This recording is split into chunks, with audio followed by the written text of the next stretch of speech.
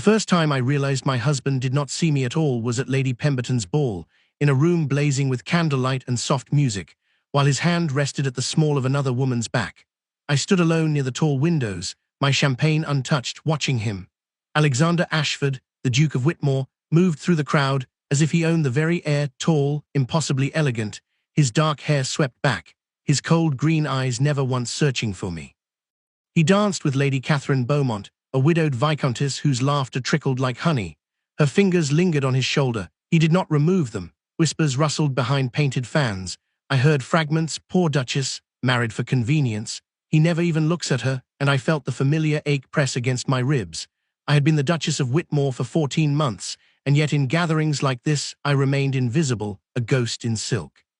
When the music ended, Alexander bowed to Lady Catherine with something dangerously close to warmth, then strode toward the card room without a single glance in my direction. My heart gave a small, defeated flutter. I excused myself and slipped into the corridor, needing air, needing silence, needing to remember how to breathe. I did not mean to overhear him. The corridor led past a small smoking room, its door slightly ajar. I recognized my husband's voice immediately, low, cool, touched with boredom. "No, Whitmore, you misunderstand," said the Earl of Danbury, a friend of Alexander's I had never liked. "I'm merely asking if your Duchess minds your obvious attachment to Lady Catherine." Alexander's reply came without hesitation, without a heartbeat of pause. "Elena knows her place. She was chosen out of duty, nothing more. A quiet little mouse from a crumbling family, she understands the arrangement. She fills the role adequately, and she does not trouble me, that is all." The words struck me like a physical blow. I pressed my palm against the wallpapered wall, the pattern blurring before my eyes. A quiet little mouse, duty, she does not trouble me. In 14 months of marriage, I had never once been a nuisance. I had never demanded, never wept in his presence, never begged for his affection, though I had longed for it every single day. And yet all my quiet devotion had earned me was a cold dismissal behind a half-closed door. I walked back to the ballroom on legs that did not feel like my own. I smiled at Lady Ashworth when she greeted me. I made polite conversation about the weather. And inside, something was crumbling into dust. That night I returned to Whitmore House alone. Alexander did not come home at all. I sat before my dressing table as my lady's maid, Martha, unpinned my hair. In the mirror, I saw a woman with soft brown eyes, a pale oval face, and hair the color of autumn wheat, not beautiful perhaps, but not plain, just unseen. I had spent 14 months trying to earn the love of a man who had never wanted a wife, only a transaction. My father's debts had been paid, my younger sisters provided for, and in return I had given myself to a stranger who found me as unremarkable as the wallpaper. Martha's voice was gentle. "Would you like me to bring warm milk, Your Grace?" "No, thank you, Martha. I believe I shall write some letters tomorrow to my mother. It has been too long." Maid looked surprised. I rarely wrote to anyone. I had spent most of my time quietly waiting for a husband who never came. But I was done with waiting. I did not cry that night. I stared at the ceiling of my vast, lonely bedchamber and let the truth settle in my bones. I could not make him love me. I could not make him see me. But I could stop breaking my own heart against the stone of his indifference. The change began the next morning. I dressed not in the soft pastels I had always thought might please him, but in a gown of deep blue, the color of a winter sky at dusk. I had it made weeks ago and never dared wear it. It was too bold, the dressmaker had said, too intense for a young bride. I wore it now with my head high. At breakfast, Alexander was absent, no surprise. I ate alone, then summoned the housekeeper and went over the household accounts, a task I had previously left entirely to his steward. I found small inefficiencies, made corrections, and felt the quiet satisfaction of competence. Then I sent a footman to deliver a request to Lady Ashworth. I wished to join her charitable committee for the Foundling Hospital. By noon, I had received a warm reply of acceptance. For 3 days, I did not seek Alexander at all.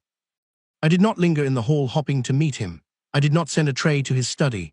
I did not wait up, reading by candlelight, straining to hear the sound of his carriage wheels. Instead I worked, I visited, I wrote letters.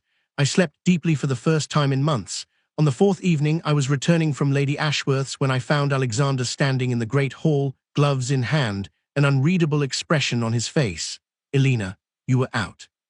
"Yes," I said, handing my cloak to a footman. "I was at Lady Ashworth. Her Foundling committee is most rewarding." He tilted his head slightly, as if examining a painting that had been rehung in a new light. "I was not aware you had interests of that nature." "Is much you are not aware of, Alexander." My voice was calm, unprovoking, yet the words held a blade. His eyes flickered, he stepped closer. Is something amiss? I met his gaze without flinching. Not at all. I have simply decided to become a useful duchess rather than an ornamental one. I curtsied, perfectly correct, and walked toward the staircase. Behind me, silence stretched taut as a wire. From that moment, the balance of our strange household began to shift. I no longer arranged my days around his convenience. I took breakfast when it suited me. I redecorated the morning room into a small study for my own correspondence and charity work. I began attending musical evenings and literary salons, where I found, to my astonishment, that people found me interesting. My opinions on books and art were sought after. My quiet wit, long hidden, began to emerge. I laughed more. I discovered that I loved to walk in the park early, when the mist still clung to the trees, and I did so without asking anyone's permission.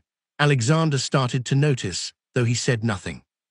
I would catch him watching me across the dinner table, his brow faintly furrowed, as though he were trying to solve a riddle. He had grown accustomed to a wife who faded into the background, and now that background was alive with motion and purpose, it unsettled him. One evening, the Dowager Duchess, Alexander's mother, came to dine. She was a formidable woman with sharp eyes and a surprisingly warm heart. She watched me closely throughout the meal, then afterward drew me aside. "You seem different, my dear," she said, her voice low. "More yourself." "Perhaps I have finally learned what that self is," I replied. She smiled, a knowing smile. "I am glad. My son has been allowed to take too much for granted. It does a man good to wonder what he might lose." I did not answer, but her words stayed with me. The first real test came a fortnight later, at the Harrington ball. I wore a gown of emerald silk that made my eyes look deeper, and I had allowed Martha to dress my hair with a simple circlet of pearls. I entered on Alexander's arm, because protocol demanded it, but I did not cling to him. I let my hand rest lightly on his sleeve, then I moved away into the crowd, greeting acquaintances with ease. Alexander was surrounded almost immediately by political friends, and Lady Catherine appeared at his elbow like a beautiful shadow. I watched them for a moment without pain. The sharp ache I used to feel had dulled into something distant and manageable. I turned away and accepted an invitation to dance from Sir Henry Blackwood, a kind baronet with a ready smile. Sir Henry was attentive, his conversation light, and when the dance ended, he brought me lemonade and stood talking with me near the terrace doors. I laughed genuinely, freely, at something he said. Across the ballroom, I felt the weight of a gaze. Alexander was staring at me, his expression no longer indifferent but tight, his jaw set. Lady Catherine was speaking to him, but he did not seem to hear her. He excused himself and crossed the room with the deliberate stride of a man who expected obstacles to move out of his way. "Elena." His voice was low, edged with something I could not name. "Might I have a word?" I excused myself from Sir Henry and allowed my husband to guide me into a quiet alcove. "You have been dancing," he said, as if it were an accusation. "Yes, that is generally what one does at a ball." His eyes narrowed. "With Blackwood." "Henry is a family acquaintance. He was kind enough to ask." "I do not like it." The words were so unexpected that I blinked. "You do not like it? Alexander, you have danced with Lady Catherine at every ball we have ever attended. You have never once asked me to dance. I did not realize you concerned yourself with my partners at all." A muscle flickered in his cheek. He seemed to be struggling with something just below the surface, something he could not quite articulate. "You are my wife. I am aware. I have always been aware." I held his gaze steadily. "But I will not sit in a corner waiting for a glance you have never been willing to give. I am not a piece of furniture, Alexander. I am not a mouse." I saw the impact of my words hit him. Something flickered in his cold green eyes, recognition, perhaps, or guilt. But he said nothing, and after a moment I inclined my head and returned to the ballroom, leaving him standing alone in the alcove. That night, for the first time, I heard his footsteps pause outside my bedchamber door. They lingered there for a long moment, then retreated. I buried my face in my pillow and allowed myself a single, silent tear. Not for him, but for the girl I had been, who would have opened that door with desperate hope. Spring came, and I continued to bloom. My charity work flourished. The Foundling Hospital had new linens and a freshly organized nursery thanks to my efforts.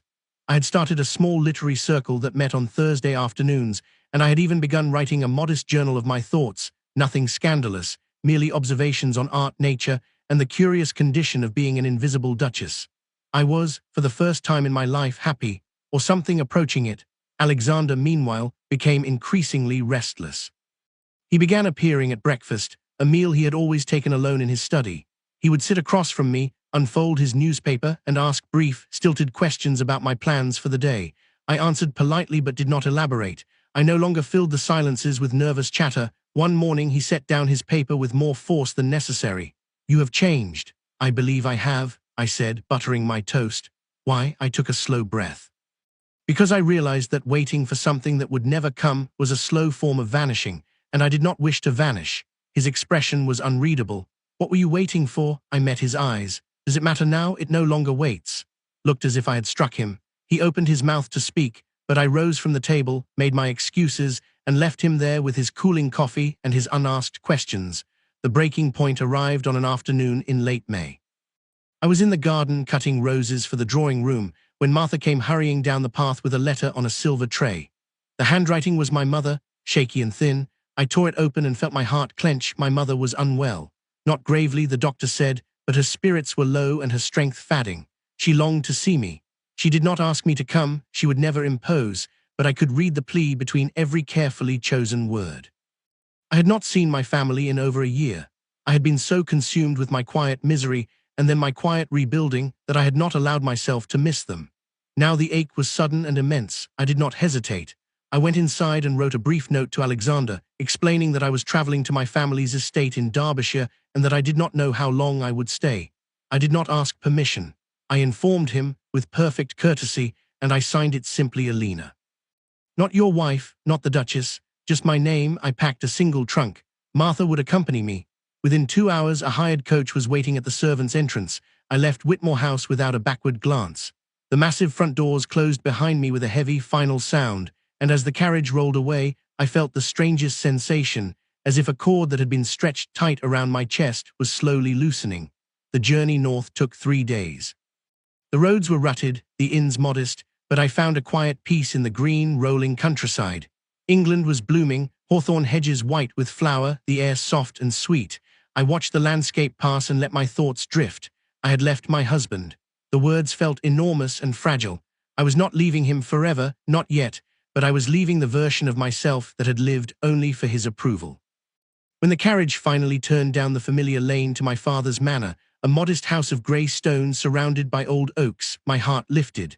My mother was waiting at the door, thinner than I remembered, but her smile was the same. She held out her arms, and I went into them like a child. "Oh, my darling girl," she whispered. "You are here." "Here, Mama." Inside, the house smelled of lavender and wood smoke.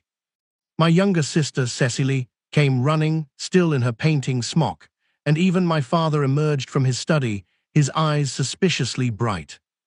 For the first time in over a year, I was not the Duchess of Whitmore. I was simply Alina, daughter, sister, loved without condition. The days in Derbyshire were gentle. I read to my mother in the afternoons, helped Cecily with her watercolors, walked the familiar footpaths with the family spaniel trotting at my heels. I slept in my old room with its faded floral wallpaper and creaking window seat, and I felt my spirit knitting itself back together. I did not write to Alexander. I did not expect him to write to me, and for an entire week he did not. Then, on the 8th day, a letter arrived. The handwriting on the envelope was bold and impatient. I opened it with steady hands. "Alina, you left without proper farewell. I trust your mother is well. Inform me when you intend to return. The house is different without you. Alexander." I read the letter 3 times. Different without you, not "I miss you," not "I am sorry." But there was something in the stiff, formal words, a crack, a hesitation. I folded the letter and set it aside. I did not reply immediately. The next day, another letter came. "Alina, Danbury mentioned he saw you in town before you left, looking well. He said you seemed content." I found the observation strangely irritating. "I do not know why I am telling you this. Please respond." I smiled slightly despite myself. The great Duke of Whitmore did not know why he was irritated. How mortifying for him. Still, I did not write back. On the 10th day, a third letter arrived, thicker than the others. This one was not a formal note. It was a proper letter, written in his own hand, and the script was less controlled, as if written in haste. "Alina, I have been a fool. I think I have known it for some time, but I am too proud to admit such things, even to myself. Tonight I walked past your study, the one you made your own, and I saw the books you left open, the dried rose you pressed, the list of donations you organized for the hospital. I sat at your desk for an hour, and I felt, I do not know how to name it, emptiness, a hole in the house, a hole in my chest. When you were here, you were a presence I took for granted, like the light in a room. Now the room is dark, and I keep reaching for a candle that is not there. I do not know how to do this, Alina. I was never taught to need anyone, but I think I need you. I think I have needed you for a very long time and was too afraid to let myself feel it. Come home, please. Not because you are my Duchess, but because I am lost without you, and I am only now beginning to understand what that means. Yours, if you will still have me, Alexander. I read the letter sitting by the window in my mother's parlor, the afternoon sun warm on my face.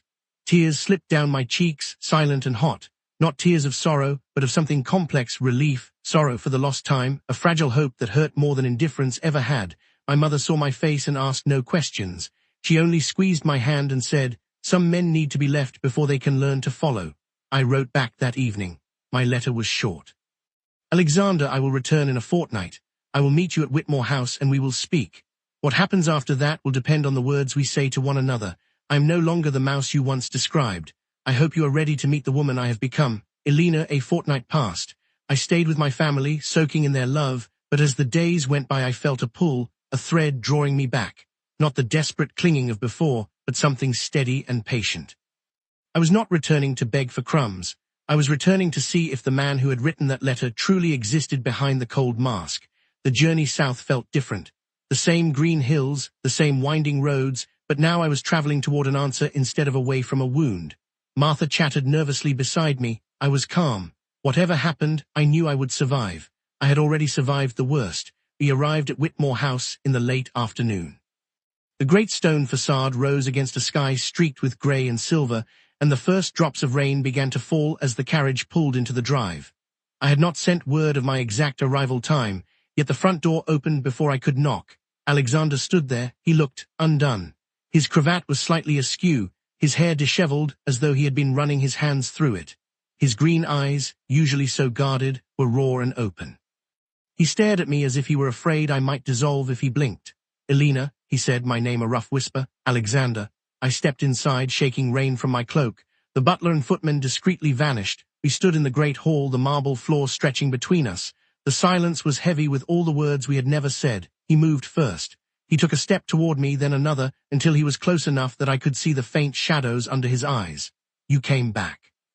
"I said I would. You had every right not to." His voice cracked. "I gave you so little reason to return." I drew a breath. "No, you did not, but I am here." Reached out slowly as if seeking permission and took my hand. His fingers were cold, trembling slightly. The Duke of Whitmore trembling. "That night at Lady Pemberton's ball you heard me speaking to Danbury." The confession was sudden, blunt. I nodded. "Yes. I have replayed those words 1,000 times. They were cruel and careless, and they were a lie. I said them because I was afraid of what I felt, afraid of how much you had come to matter. I thought if I denied it loudly enough, it would cease to be true." He swallowed hard. "It did not." I looked into his eyes, searching for the cold stranger I had married. He was not there. In his place was a man stripped of armor, desperate and earnest. "I have spent so long trying not to love you," I said softly, "that I do not know how to stop. And I do not know if I can trust this." "Then let me earn it," he said, his voice fierce. "Let me spend the rest of my life earning it. I will court you, Elena. I will court my own wife if you will allow it. I will learn to be the man you deserve." Thunder rumbled outside and rain lashed against the tall windows. Inside, the house was hushed, waiting. A tear slipped down my cheek. He caught it with his thumb, his touch impossibly gentle. "I thought I had lost you," he whispered. "When you left, I realized that you had been the light in every room, and I had been walking with my eyes closed. I am opening them now, I swear it." "Then see me," I said, my voice breaking. "Truly see me, not the Duchess, not the transaction, me. I see you, Elena." He cupped my face in his hands, his gaze drinking me in. "I see the woman who decorated a study I never entered, who helped children I never met, who danced with another man and made me burn with jealousy I did not understand. I see the woman who walked away and took the sun with her. I see you, and I love you. I love you so much it terrifies me." I had imagined this moment 100 times during our cold marriage and 100 times more during my weeks away. Never had I imagined it would feel like this, like a dam breaking, like winter cracking into spring. "I love you too," I said, the words a release. "I have loved you since the day we wed, and I hated myself for it. But I do not hate myself anymore. I am done with being invisible." "You will never be invisible again," he promised, his forehead resting against mine. "I will make certain of it." Kissed me then, softly, reverently, as if I were made of something precious and breakable. I kissed him back, and it was not the kiss of duty or obligation. It was the kiss of a woman who had chosen to hope again.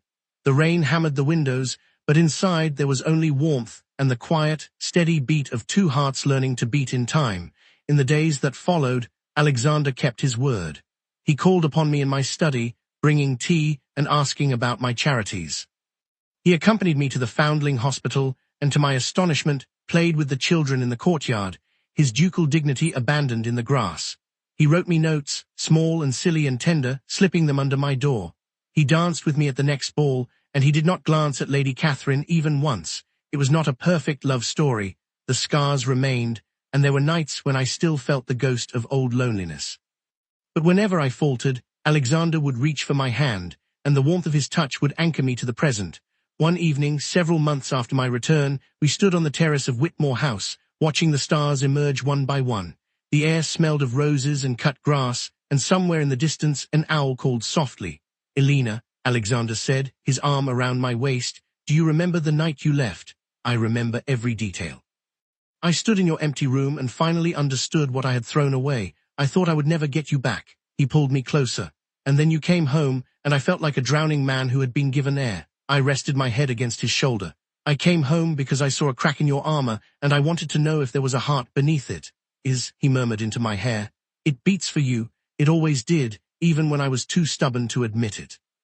Stars wheeled overhead, silent and ancient, and I thought of the girl I had been a year ago, the quiet mouse in the ballroom corner, invisible and aching. She had been so afraid, so small, but she had also been brave enough to walk away, and in walking away she had found herself. And then, miraculously, she had been found.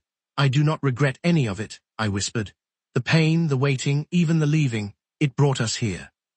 Turned me gently to face him, his eyes reflecting the starlight. "Here is exactly where I want to be," he said. "With you, always." Kissed my forehead, and we stood together in the velvet darkness, two souls who had traveled a long and winding road, finally home.